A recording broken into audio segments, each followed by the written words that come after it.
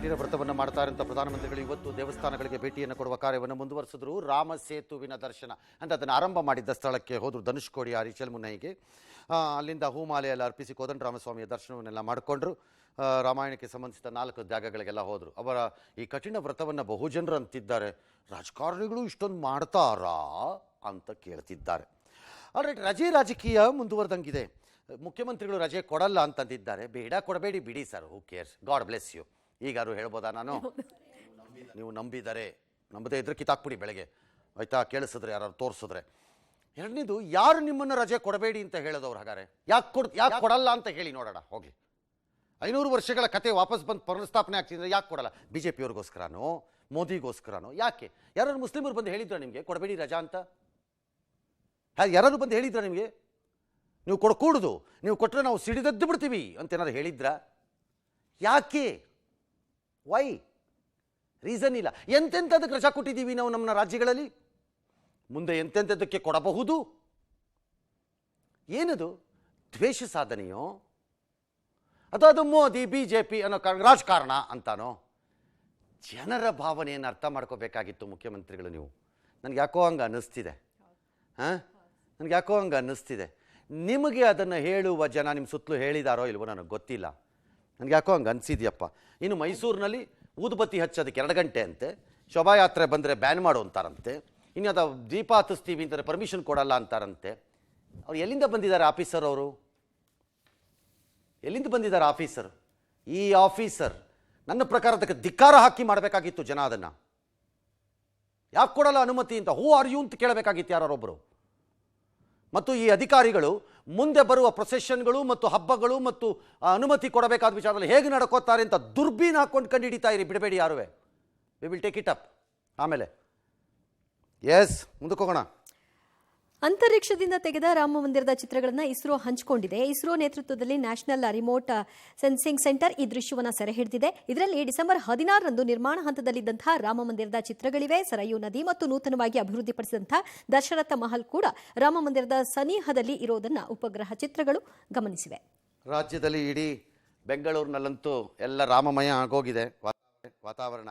ಒಂದಷ್ಟು ಝಲಕ್ಗಳನ್ನು ನೋಡೋಣ. ರೈಟ್, ಇನ್ನು ಕೂಡ ಬಹಳಷ್ಟು ತಯಾರಿಗಳನ್ನ ಮಾಡಿಕೊಂಡ್ರು. ಇವತ್ತು ಕೂಡ 500 ವರ್ಷಗಳ ಕಾಯುವಿಕೆಯ ನೋವು ಮರೆಸಿದಂತಹ ರಾಮನ ಉತ್ಸವವನ್ನು ರಾಜ್ಯದೆಲ್ಲೆಡೆ ಕೂಡ ಮಾಡಿದ್ದಾರೆ. ಬೆಳಗಾವಿಯಲ್ಲಿ 3,000 ಮಹಿಳೆಯರು ಹನುಮಾನ್ ಚಾಲಿಸಾ ಪಠಿಸಿದ್ದಾರೆ. ಬಳ್ಳಾರಿಯಲ್ಲಿ ವಾಸವಿ ಶಾಲೆಯಲ್ಲಿ ಮಕ್ಕಳಿಗೆ ಸೀತಾರಾಮನ ವೇಷವನ್ನು ಹಾಕಿ ಸಂಭ್ರಮಿಸಿದ್ದಾರೆ. ಇನ್ನು ಚಿಕ್ಕಬಳ್ಳಾಪುರದ ಪಾಟೀದಾರರು, ವಿಜಯಪುರದಲ್ಲಿ ರಜಪೂತರು ಸಾಮೂಹಿಕವಾಗಿ ರಾಮ ನೃತ್ಯವನ್ನು ಮಾಡಿದ್ದಾರೆ. ಉಡುಪಿ ಕೃಷ್ಣ ಮಠದಲ್ಲೂ ಕೂಡ ವಿಶೇಷ ಪೂಜೆ ಪುನಸ್ಕಾರಗಳು ನಡೆದಿದೆ. ಹೀಗೆ ರಾಜ್ಯದ ಎಲ್ಲೆಡೆ ಕೂಡ ರಾಮೋತ್ಸವ.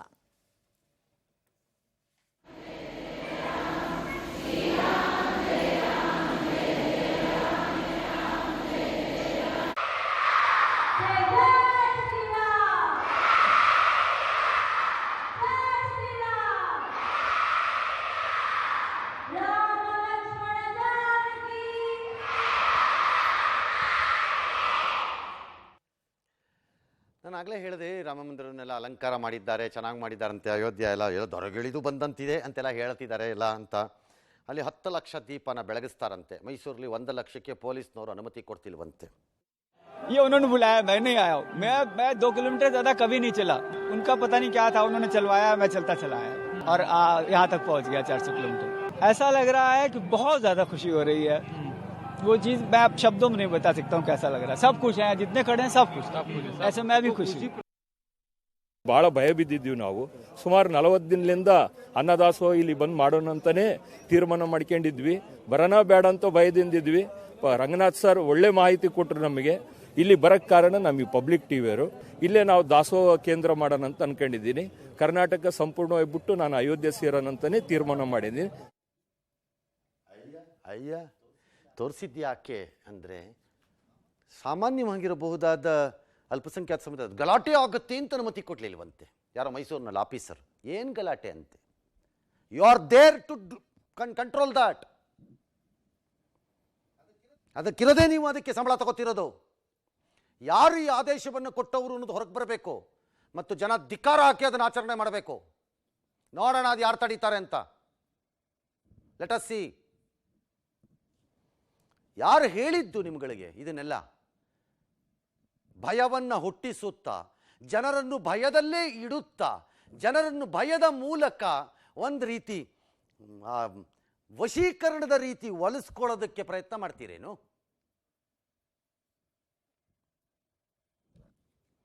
ಎಸ್.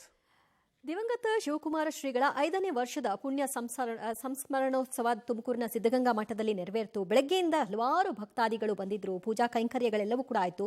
ಜನವರಿ 21 ಸರ್ಕಾರ ದಾಸೋಹ ದಿನ ಅಂತ ಘೋಷಣೆ ಮಾಡಿತ್ತು. ಆದರೆ ಮುಖ್ಯಮಂತ್ರಿಗಳೇ ಈ ದಿನವನ್ನು ಮರ್ತಿದ್ದಾರಂತೆ. ದಿವಸ ದಾಸೋಹ ಅದು ಯಾರು ಅದು ಇವತ್ತೇ ಇರಬೇಕು, ಮೋಸ್ಟ್ಲಿ ಇವತ್ತು 21 ದಿವಸನೇ ಇವತ್ತೇ ದಾಸೋಹ ದಿನ ಅಂತ ಮಾಡಿದ್ದಾರೆ. ಅದ್ರ ಬಗ್ಗೆ ಅಷ್ಟು ಮಾಹಿತಿ ನಮಗೇನಿಲ್ಲ. ಅದು ನಿತ್ಯವೂ ದಾಸೋಹ ಇರೋದ್ರಿಂದ ಅದು ಸರ್ಕಾರದವರು ಘೋಷಣೆ ಮಾಡಿದ್ದಾರೆ. ಅದು ಯಾವ ರೀತಿ ಮಾಡ್ತಾರೋ ಗೊತ್ತಿಲ್ಲ. ಅದನ್ನು ಜನವರಿ 21 ದಾಸೋಹ ದಿನ ಅಂತ ಅನೌನ್ಸ್ ಮಾಡಿದ್ದು ಸರ್ಕಾರ ಬಿಜೆಪಿ ಗೌರ್ಮೆಂಟ್. ಇನ್ನೂ ಸರ್ಕಾರ ಮಾಡಿದ್ರೆ ನಾವು ಗೊತ್ತಿಲ್ಲ ನಮಗೆ. ಇನ್ನೂ ಸರ್ಕಾರ ಮಾಡಿರೋದು I do not know. Alright, ಗೊತ್ತಿಲ್ಲದಿದ್ರು ತಿಳ್ಕೊಂಡು ಆಚರಣೆ ಮಾಡಬೇಕು ಅನ್ನೋ ಆಸೆ ಇದ್ರೆ ಮಾಡಿ, ಇಲ್ದಿದ್ರೆ ಇಲ್ಲ, ಅಷ್ಟೇ. ನಿಮಗೆ ಬಿಟ್ಟಿದ್ದದು. ಬಟ್ ಒಂದು ಹೇಳ್ತೀನಿ, ನೀವು ದಾಸೋಹ ಮಾಡ್ತಿರೋ ಬಿಡ್ತಿರೋ, ಮಠದಲ್ಲಿ ನಡೆಯೋ ಆ ಕಾರ್ಯ ಮಾತ್ರ ಅದು ನಡೆಯುತ್ತೆ. ಅದು ಯಾರನ್ನು ಕಾಯಲ್ಲ. ಶ್ರೀರಾಮ ಮಂದಿರಕ್ಕೆ ಯಾರು ಹೋಗ್ತಿಲ್ಲ ಅಂದ್ರೆ ಅದು ಕಾಯ್ತಿದೆಯಾ? ಇಲ್ಲ. ಸಿದ್ಧಗಂಗಾ ಮಠವೂ ಅಷ್ಟೇ, ಯಾರನ್ನು ಕಾಯಲ್ಲ ಅಲ್ಲಿ. All right.